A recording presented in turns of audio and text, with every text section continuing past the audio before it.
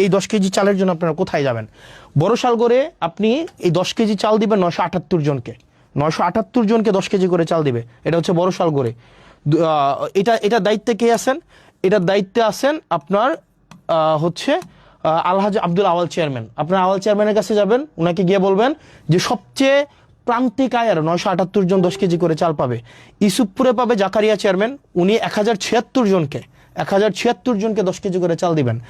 তারপর হচ্ছে রসুলপুরে পাবেন শাহজাহান চেয়ারম্যান, উনি দিবেন 1222 জনকে 1222 জনকে।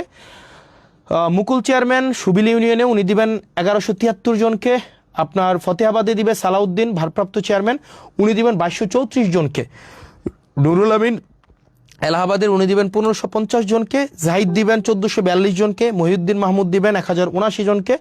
এরকম করে করে হুমায়ুন কবির, জাহাঙ্গীর, মনিরুল ইসলাম, অর্থাৎ আমাদের 15টা ইউনিয়নের, আবার দেখেন 15টা ইউনিয়নের কে কে দায়িত্বে আছেন, দেখেন 15টা ইউনিয়নে কে কয়টা করে কার্ড পাইছে এগুলো কিন্তু দেওয়া আছে। এখন আপনার কাজ হচ্ছে এই জিনিসগুলো একটু দেওয়া। এবার আসেন